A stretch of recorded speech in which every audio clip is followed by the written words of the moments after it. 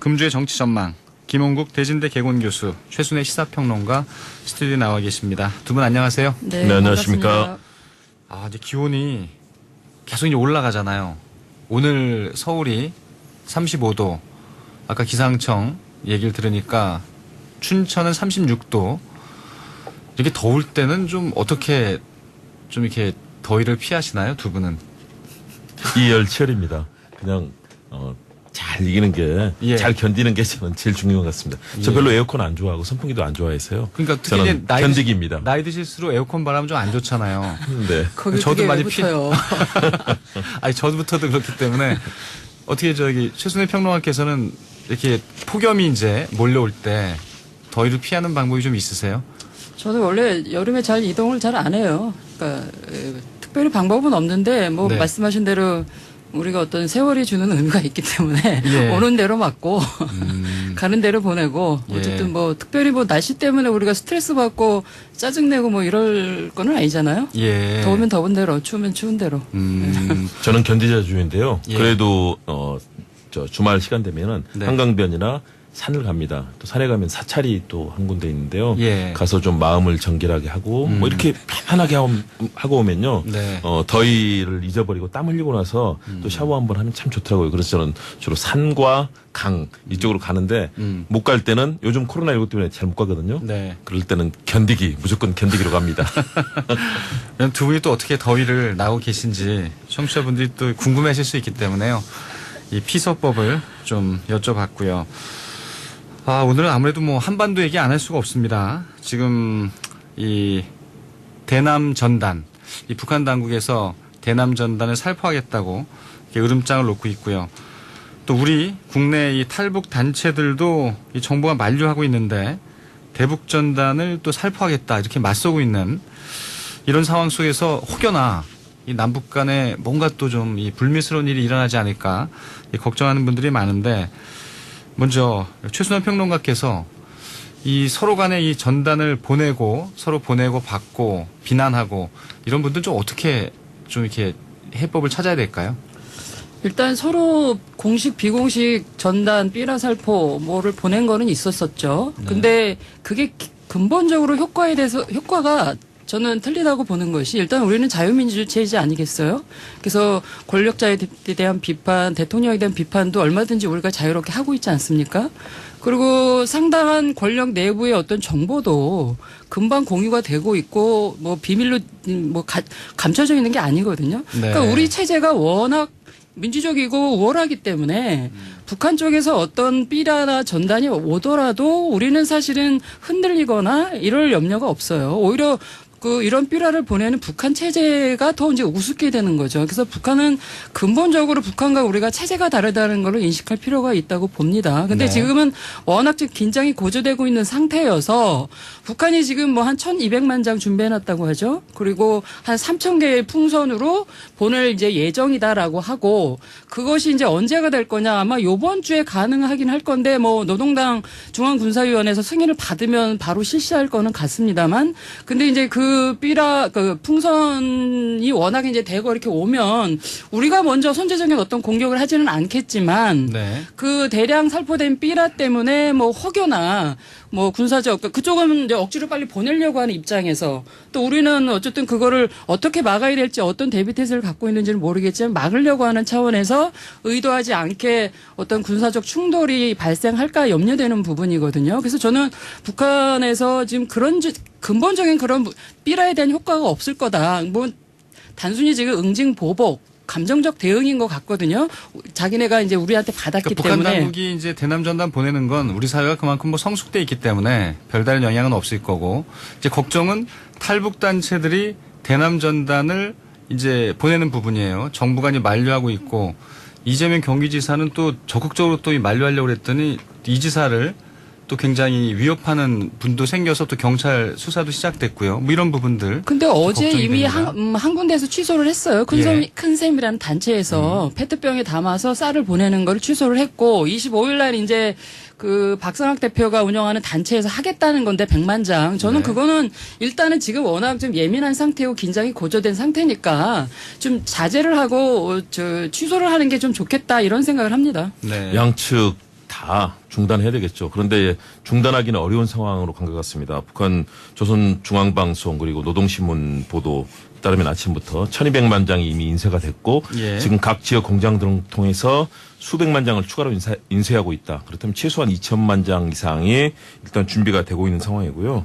뭐 북한에서는 분노의 경류 그리고 남측의 깊은 경심까지 보내겠다. 아마 서울까지도 날아올 가능성이 있을 것 같아요. 이미 개성에 있는 남북공동연락사무소를 폭파한 마당에 이 직접적인 충돌로 가지 않으면서 자신들의 목소리를 높일 수 있는 그런 것들을 북한에서는 시도를 하고 있는 건데 네. 저는 실행할 가능성이 높다. 마지막 순간 중앙군사위원회에서 김정은 위원장이 아니다. 굳이 거기까지 갈 필요 없다라고 이제 막을 가능성 딱 하나 남아 있는데 네. 쉽지는 않아 보이거든요. 그렇다면 방금 잘 말씀해 주신 것처럼 대한민국 국민들 중에서 북한에서 온 삐라보기 이 대남 전단 보고 무슨 우리 체제에 대해서 비판하거나 바뀔 사람이 누가 있겠습니까? 예. 대한민국 국민들은 이미 성숙한 그런 가치를 갖고 있고요. 북한 주민도 저는 마찬가지라고 봅니다. 북한 USB 통해서 있잖아요. 우리 대한민국 남측 소식 너무 잘 알고 있다고 하잖아요. 네. 물론 그중에 일부 소외된 분들이 그러니까 있지만요. 우리 그 시민들만이 아니고 북한 주민들의 의식 수준도 상당히 높아져 있다 이렇게 보시는 거네요. 그렇죠. 왜냐하면 이 탈북하셔서 오신 분들 얘기 들어보면 이미 뭐 USB를 통해서 대한민국의 K-팝부터 모든 것을 서로 공유해서 보고 있고 소식들 장마당 통해서 많이 확산이 돼 있거든요. 물론 그렇지 않은 그런 주민들도 있을 겁니다. 네. 우리가 보내는 게 결국은 북한의 지도자에 대한 인신공격, 욕설, 비방 이런 내용으로 전달되는데 저는 북한에서도 봤을 때 그게 결국 뭐 북한을 바꾸고 그러지는 않을 거라고 봅니다. 결국 양측 다 의미 없는 행동을 하고 있는데 이것이 자칫하면 우발적인 충돌, 접경 지역 국민들의 위해 그리고 그렇죠. 우리 쪽으로 날아오는 거 우리 국민들 아무 신경 안 쓸 거예요. 그런데 북한에 날아갔을 때 북한 주민들 발견하자마자 바로 신고하지 않으면 북한 주민들 처벌받습니다. 결국은 자칫하면 이렇게 모험주의적인 행태로 남측에서 우리 측에서 보내려고 하는 것들 저는 이거 당연히 막아야 되고 이재명 지사 참 잘했다고 봅니다. 우리 정부 기관에서 어쨌든 이런 법제화시켜서 이런 행동들 쓸데없이 자극하고 이게 병가지 상사 이 손자병법에 나오지만요. 네. 가장 하책입니다. 상대에 대해서 이관계를 쓰고 반관계를 쓰는 건 당연한 전략인데 이렇게 상대 자극해서 충돌로 간다. 적극적으로 북한을 바꿔내는 전략을 써야지. 이 무슨 상대에 대해서 비방하는 거 보내가지고 무슨 의미가 있겠습니까? 저는 그런 측면에서 북측도 빨리 중단하고 우리 측도 북측을 설득해서 빠르게 가야 되는데 지금 국제적인 상황 트럼프 행정부라든가 우리 남북관계 이런 흐름들이 좋지 않은 상황이기 때문에요. 우리는 원칙을 가지고 지속적인 그런 대북 정책을 펴므로써 이 상황을 대한민국이 끊임없이 흔들림 없이 가고 있다는 것들을 보여줄 수 있는 것 이것이 일단은 출발의 해법이 되지 않을까. 당장은 길은 보이지는 않지만 그렇게 길게 가다 보면 저는 길이 열리리라고 믿습니다. 네. 아무튼 뭐 이렇게 여러 현안이 발생할 때마다 이재명 경기지사의 기사가 많이 뜨잖아요. 이 사람 보면은 이 지지율이 오르는 이유가 있는 게 아닌가 이런 생각도 들고 하는데 아무튼 이제 이 통일부 장관의 사표가 이제 수리가 됐잖아요. 김현철 전 통일부 장관. 이제 후임 통일부 장관의 역할이 굉장히 중요할 것 같고요. 그래서 이 언론의 보도를 종합적으로 보면 이번에는 좀 정무적인 역할을 할 정치인 출신 통일부 장관 가능성이 높은 것으로 이게 관측이 됩니다. 어떠세요? 저기 최순애 평론가께서는 통일부 장관의 좀 어떤 분이 돼야 된다. 이렇게 생각하시나요? 아니 근데 그거는 단순하게 그 장관 한 명만 보기가 조금 어려운 것이 전반적으로 그 대북 안보 라인 그리고 대북 안보 정책에 대한 기조를 어떻게 할 거냐 이거에 대한 먼저 성찰이 돼야 된다고 보고요. 네. 지금 북한이 저렇게 이제 격앙된 대응을 보이고 있고 군사적인 어떤 대응까지도 하겠다고 예고된 마당에 우리 정부가 과연 기존의 대북 정책을 고수할 수 있겠느냐라는 의문이 드는 거 아니겠어요? 그래서 당장 지금 그 북한 관리를 어떻게 하냐, 임기 관리를 어떻게 해야 되는 것도 중요하지만 이런 부분에 있어서 대통령의 어떤 고민이 좀 필요한 지점이고 그리고 이제 통일부 장관에 대한 거는 이제 박지원 전 의원이 한 말이 있어요. 저는 거기에 상당히 공감을 하는데 네. 일단은 부총리급 통일부 장관을 부총리급으로 격상을 하고 북한도 대화가 되고 북한하고도 얘기가 되면서 또 미국을 설득할 수 있고 그런 좀 약간 경륜이 있는 경험과 지식과 경륜이 있는 분을 통일부 장관으로 가는 게 좋겠다라는 얘기를 했거든요. 그래서 네. 지금 이제 뭐 거론되고 있는 그 민주당 내의 전현직 의원들이 과연 적정을 할까? 왜냐하면 또 사실은 이제 장관이 누구냐 하냐에 따라서 대북 정책에 대한 기조를 또 가늠해 볼 수 있는 거 아니겠어요? 그렇죠. 그렇다고 해서 지금 586 중심의 정치인들을 앉히기에는 조금 좀 뭔가 미심쩍은 부분도 좀 느껴지고 있는 부분이 있기 때문에 그 부분에 대해서는 대통령이 쉽게 판단하기는 쉽지 않을 것 같다라는 네. 생각을 좀 합니다. 예. 저는 지금 하마평에 오르고 있는 분들 이인영 의원이라든가 임종석 전 실장 충분히 그 정도 감당할 수 있는 역량은 된다고 봅니다. 대통령 비서실장으로서 국정을 총괄했고 또 남북관계에도 굉장히 중요한 역할을 하지 않았습니까?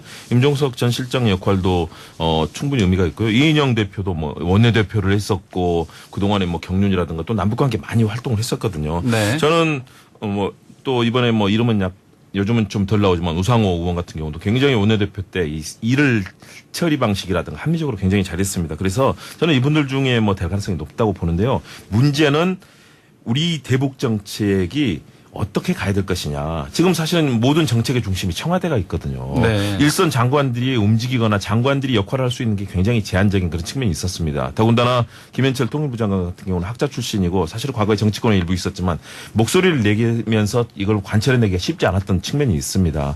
그런 지금까지의 저는 대북 정책 잘했다고 봅니다. 물론 지금 상황 트럼프 대통령의 이런 국내 정치를 선거에 이용하기 위한 여러 가지 방침이라든가 또 북한도 이런 여러 가지 불만을 가지고 있는 부분 때문에 지금 교착 상태에 있지만요. 네. 우리가 원칙을 가지고 가다 보면 이 부분에 있어서 결국 과거처럼 뭐 북한하고 적대해서 뭐 폭침당하고 서로 간에 전투만 벌어지고 이게 무슨 대북 정책입니까? 북한에 뭐 총 쏴달라고 그랬던 과거 전례까지 있지 않습니까?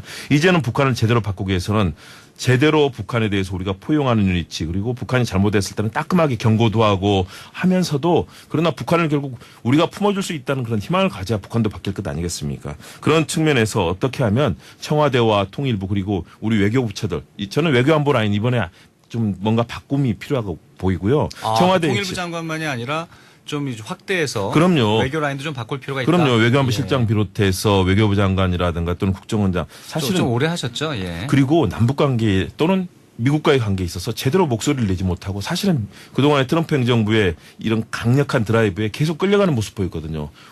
이 문제는 우리가 풀어야 됩니다. 저는 대한민국의 문제 그리고 한반도의 문제 우리가 주인이 되지 않으면 누가 풀어주겠습니까? 물론 탄미동맹 중요하죠. 트럼프 대통령한테 끌려가지 않을 외교 안보 라인이 누가 있겠어요. 그렇지만 예. 우리가 적절한 해법을 제시하고 끊임없이 설득하면서 노력해야 되는데요. 예. 사실은 좀 부족했다. 그럼요. 예. 사실 많이 부족한 측면이 있습니다. 왜냐하면 미국의 교체로 가야 되겠는데요. 이거 두 미국의 분이 힘이 얘기하시면. 너무 강한 측면이 있지만요. 예. 근데 우리가 그럼에도 불구하고 역할을 해야 되고요. 그런 측면에서 저는 앞으로 청와대와 외교안보 라인들 정부 부처가 역할 분담을 잘해서 특히 대북 관계에서도 통일부 장관의 역할은 중요하기 때문에 네. 이번에는 어떻게 하면 이 대북 관계 또 이 외교 정책에 있어서 성과를 낼 수 있는가. 이제 문재인 정부도 이제 시간이 그렇게 많이 남은 건 아니거든요. 저는 적극적으로 고민하고 한번 이번에 판도 바꾸면서 북한도 수용할 수 있는 방향으로 우리가 적극적으로 주도해 나갈 필요가 있다고 봅니다. 네. 그 통일부 장관만이 아니라 좀 이 폭을 넓혀서 이 대북 외교 안보 라인을 전체적으로 한번 좀 조정할 필요가 있다라고 이제 이 김호국 교수께서 얘기를 하셨는데 최순호 평론가께서는 그거는 어떻게? 마찬가지예요. 지금 청와대 안보실이 너무 이거 주도를 좀 했고 사실 통일부 장관 자체적으로는 짐이 너무 무겁다는 거 아니에요. 그러니까 그 예. 말씀을 뭐 떠나면서 그런 얘기를 했기 때문에 그러니까 제가 그 고민이 깊어질 거라는 게 그런 거예요. 장관 한 명만을 놓고 볼 수 있는 게 아니고 정책 기조 그다음에 거기에 맞는 이제 안보실장 심지어 이제 국정원장까지 지금 작년 10월부터 이제 그 개성이나 금강산 그 지역에 군사 움직임이 좀 있었다는 건데 국정원장이 대통령한테 과연 어떻게 보고를 했냐 네. 뭐 이런 지적까지 여당 내에서 나오고 있는 마당 아닙니까? 그러면 이제 안보실, 국정원, 통일부, 외교부 다 이제 전체 한번 판을 놓고 봐야 되는 건데 그거에 대한 우선적인 거는 정책 기조를 어떻게 할 거고 1년 네. 반 정도밖에 남지 않은 시간 속에서 대북 안보 정책 특히 이제 남북 관계를 어떤 성과를 내는 거에 대한 어떤 설정을 어떻게 할 거냐 이런 고민이 선행돼야 된다는 거죠. 그렇다면 사람에 대한 선정은 그렇게 급히 갈 거는 없다. 네. 심사숙고해야 된다 이렇게 본다는 말씀입니다. 알겠습니다. 이 북한 문제는 이 정도로 마무리를 하고요. 21대 국회 이 원구성에 대한 얘기로 좀 넘어가도록 하겠습니다.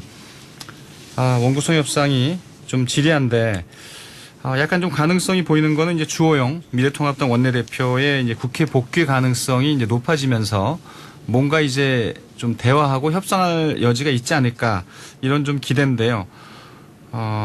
이 상황 좀 어떻게 보시나요? 교수님은. 뭐 예정된 코스 아니겠습니까? 복귀한다는 거는 이미 여러 사찰을 돌아다니면서 메시지를 예. 보내라. 우리에게 양보안을 내놓을 때까지 나는 계속 버티고 있겠다. 사실은 주호영 원내대표의 전략 아니겠습니까? 그래서 첫 행보부터 사실상 사퇴가 아니라 이미 복귀를 전제로 여권에 압박을 한 것이었고요. 저는 네. 야당 원내대표에서 당연히 또 그렇게 하겠지만 그러나 좀 더 빨랐어야 되지 않나 싶습니다. 왜냐하면 지금 산적하지 않습니까? 코로나19 문제, 남북관계, 특히 뭐 개성 공동연락사무소가 폭파되는 그런 아주 이 절실한 상황이고요. 경제 처음에는 문제. 주호영 원내대표의 좀 칩거가 좀 부각되지 못한 게 한반도 관계가 이제 급속히 냉각되면서 주목을 받지 못한 면이 있었어요. 그러니까 그런 측면에서 저는 야당으로서 제1야당 아닙니까? 103석의 의석을 가지고 있는 정말 사실은 정부 여당 못지않은 책임감을 가져야 되는데 이 상황 다 방기시켜 놓고 가는 거 법사위 문제가 사실은 그렇게 정말 중요한 것이냐. 제대로 정책 내놓고 정부 정책 비판하고 대안 내놓으면서 역할하는 것이 야당의 이 역할인데 그런 부분들 다 제쳐놓고 나서 국회 문도 안 여는 게 과연 맞는 것이냐. 저는 충분히 아마 그런 얘기도 많이 들었을 거라고 생각합니다. 뒤늦게라도 어쨌든 복귀하겠다는 기본적인 방침이 나온 건 다행이고요. 네. 그렇기 때문에 김종인 비대위 대표가 또 직접 찾아가서 설득하고 이런 것들이 이루어지는 것은 다행이다. 대신에 지금 상황은 빠르게 국회 문을 열어야 된다. 제3차 추경의 문제, 우리 경제 침체 문제, 코로나19 남북관계 문제, 또 대미 외교 지금 이 현안들이 너무나 산적한데 국회가 열리지 않으면 법으로 뒷받침이 안 되고 예산도 안 되고 다 아무것도 안 되지 않습니까? 저는 그런 측면에서 여당은 야당을 적극적으로 끌어들일 수 있는 그런 양보와 또 그런 함께 할 수 있는 그런 방법을 만들어내야 되고요. 네. 야당도 정말 책임감 가져야 된다고 봅니다. 예. 최순일 평론가께서는 어떻게 이 주호영 원내대표의 복귀 좀 긍정적으로 바라보시나요? 아니, 일단은 이번 주가 지나면 네. 일단 민주당도 상당히 이제 그 여론의 어떤 부담을 갖고 있을 거고 통합당도 마찬가지예요. 지금 국민들이 바라보는 거는 일단 첫 번째 인식은 민주당이 왜 이렇게 밀어붙이냐는 거거든요. 그리고 두 번째는 그럼에도 불구하고 통합당이 뭐 아주 잘하고 있는 건 아니다. 이런 인식이 항상 뒤따라와요. 그러니까 지금 이번 주를 지나면 지금 이 남북 관계가 파탄 지경에까지 와 있는 마당에 국회가 저렇게 원구성도 못하고 개원식도 못하고 있고 뭐 이렇고 있는 상황에서 여당에 대한 부담이 더 이제 커질 수 있다는 당연한 얘기네요. 거죠. 예. 그리고 국정 운영, 국회 운영의 책임은 우선적으로 여당에 있는 건 맞는 거고 야당이 어떻게 나오든 그런 여하한 변수까지 다 감안해서 협상과 대화를 해야 되는 게 맞는 거거든요. 그런 네. 거에 대한 일차적인 책임이 여당에 있기 때문에 주호영 원내대표가 이번 주에 이제 복귀를 합니다. 그리고 상임위원회 활동을 하겠대요. 그러나 7개 상임위원장은 이제 받지 않겠다 이러는데 그럼 18개 상임위원장을 민주당이 갖고 가는 게 적절하고 적합하고 정상적이냐 그렇지 않거든요. 그러면 그 지점에서 민주당이 상당히 부담을 느낄 거기 때문에 이제 어떤 제안을 가지고 그러니까 주호영 대표가 얘기했던 그 나머지 상임위원회도 다 민주당이 가져가라. 예, 라고 하는 건 7개 위원장을 안 예, 받겠다는 거예요. 그 진이라고 바라보시는 거네요. 그러니까 그 부분을 이제 민주당과 이제 주호영 의원이 복귀하면 대화를 해서 어떤 상황에서도 법사위를 견제하겠다 이러면 그러면 민주당이 그냥 그거를 받든가 아니면 법사위를 다시 줄 수 있는 방법을 내는 거. 예를 들면 제가 늘 얘기했지만 자꾸 체계 심사권을 그 법제처나 뭐 사무처에 주고 법사위를 그러면 통합당에 주되 그럼 통합당이 그걸 받는 거. 이거는 저는 좀 양보 절충안이 될 수 있다고 봅니다. 그리고 또 하나는 주호영 원내대표가 얘기한 대로 법사위와 사법위와 법제위로 나눠가지고 운영하는 네. 건데 그거는 제가 볼 때 너무 옥상옥 같고 기구를 너무 비대화하는 것 같아서 좀 부적절해 보이거든요. 그래서 절충점은 법사위를 통합당이 사수하기 위해서 그 정도 양보안을 갖는 것이 절충점이 되는 건데 아까 말씀하신 대로 법사위가 뭐라고 민주당이 체계작구 심사권을 떼주면서까지도 법사위를 가져가려고 하느냐 이 부분에 대해서는 사실은 퀘스천이 있는 거고 예. 사실 법사위를 가져가지 않더라도 민주당은 각 상임위에 과다한 의석수가 의원들이 많기 때문에 하려면 뭐든지 할 수 있는 상황이에요. 그렇기 때문에 법사위를 그렇게 고집하는 것이 지금 얘기하잖아요. 너무 지금 권력의 부정적인 저기들이 그 법정 과정을 받는 과정들이 많아서 그거를 관리하기 위함 아니냐. 권력이 어떤 데미지를 받지 않게 하기 위해서 또 뭔가 영향을 미치려고 하는 거 아니냐라는 네. 이제 의심과 의구심을 갖게 하는 거거든요. 그러니까 법사위는 체계작구 심사권 떼어낸다면 통합당도 이 정도에서 합의를 하고 3선 이상 중심들이 그래도 일을 국회 안에서 일을 제대로 할 수 있게끔 하는 어떤 지혜를 발휘하는 게 필요하다. 무조건 18개 다 가져가. 우리 그냥 상임위원회 활동만 할 거야. 이런 자세도 좋은 건 아니다. 네. 저는 이런 생각을 합니다. 예. 이게 뭐 좀 절충이 필요해요. 이제 일단 법사위원장은 이제 뽑힌 상태인데 윤호중 그럼요. 의원이 법사위원장으로 선출이 됐는데 이게 좀 쉽지 않아 보이는데요. 그걸 되돌릴 수는 없는 거죠. 예. 이미 국회의장과 또 국회 절차에 따라 법 절차에 따라 진행이 됐기 때문에 이미 네. 법사위원장은 윤호중 의원이 된 것 아니겠습니까? 그렇다면 저는 아직도 방법은 있다고 봅니다. 여야 같이 서로 합의를 하고요. 이번에 자구 심사 채기권은 완전하게 따로 떼서 예. 절차상으로 만들면 되는 거거든요. 그걸 서로 가지려고 하는 그 욕심이다. 민주당은 이번에 이 공약했던 것처럼 이런 자구 체계라든가 또는 법의 심사 관련된 여러 가지 체계 이 문제는 예. 이번에 완전히 이 법사위가 모든 것을 가로막는 방식에서 벗어나도록 개혁을 해야 됩니다. 민주당이 스스로 권한을 내려놔야 되고요.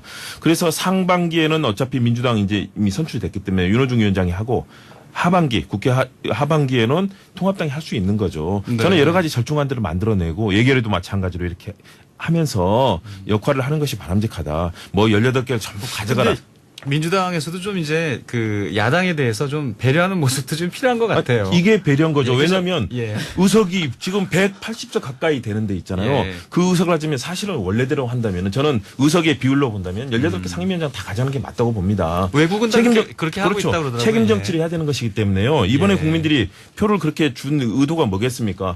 제대로 일하고 국회가 일하지 않는 상황을 막자는 것 아니겠습니까? 그런 측면에서 저는 그런 양보안들을 가져가야 되는데 18개 모두 만일의 경우 야당이 포기한다면 그렇게 갈 가능성도 저는 있다고 봅니다. 왜냐하면 그렇게 가면 안 될 것 같아요. 안 되는데 제가 네. 어제까지 쭉 해보면서 야당 쪽에 이런 전략가들이랑 같이 만나서 얘기하는데요. 그렇게 해야만 여당의 정치적 책임을 지고 다음에 이길 수 있다라고 이제 판단한 정치적 전략을 지금 가져가는 것 같아요. 네. 저는 이럴 때일수록 더 양보할 수 있는 카드들 그리고 서로에 대해서 배려하고 예. 얘기할 수 있는 시간이 그런 얼마 안 것들을 남아서 만드는 거 평론가님 필요해 한 보여요. 말씀 근데 이 해주셔야죠. 우리가 의석수대로 남의 나라 얘기할 게 아니라 우리가 의석수대로 이렇게 상임위원장을 나눈 게 1988년 13대부터예요. 그러니까 예. 지금 176석 대 103석 아닙니까? 근데 저는 이거에 대한 숫자의 의미도 있기 때문에 뭐 무조건 18석 가져간다는 건 말이 안 된다고 보고 민주당도 그건 상당한 부담을 느낄 거고요.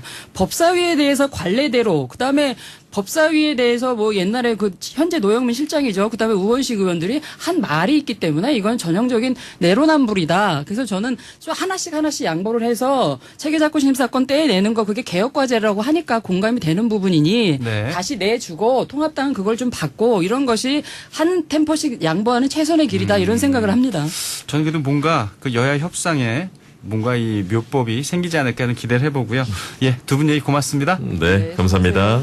금주의 정치전망 최순애 시사평론가 김홍국 대진대 개공교수였습니다.